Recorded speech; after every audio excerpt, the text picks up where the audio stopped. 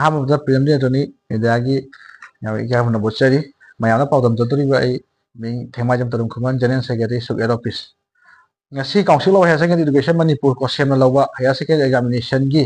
ngasi physics thokpa numit asida su yamna chaungna question leak oibagi khundam chajam sing adu akoi phangba ngamjare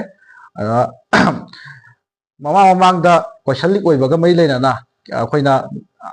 ngarang han bok tai tare bot sem yo bo amu ro mi phadna khotana adu ada tor le mi phadna khotana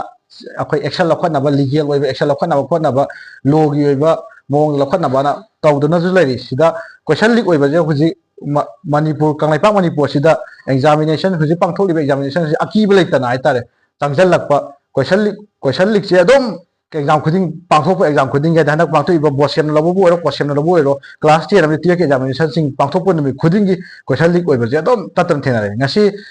council of higher secondary education manipur lobo higher secondary examination gi physics thokpa numi asida su exam pung 10 dagi hogada examination asi gi pung akoina matam wali kan da haitare minute kun hena wali kan dagi question leak oiba je akoi tonga tonga WhatsApp group sing da question thana ba adagi ekta kayani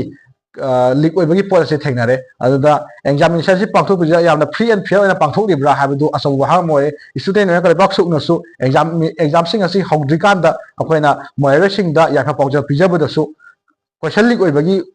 wapham asi adum tatana haijabni question hantaki pangthok tri exam sing asi da question leak oidana ba authority na bu oiro oja sing na bu oiro tonga tonga ba miyoi khudimak na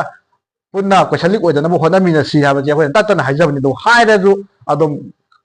adom pangthok tuna laiba akogi exam khudimakta question leak oibagi poche tatana ngasi phawa adom thengna duna adom lakli ade handaki pangtholiba handak chahi oina phaba ju yawre phare habagi akibu leitre question aduna akoina law gi oiba legal gi tamda bu oiro government gi side bu oiro examination asibu sinbiriba question gi side gi ju oiro asigi examination si question leak oibada ahenba akogi action khara haitare legal oiba punishment je kha chakhatragadi handak chigida question leak oire phani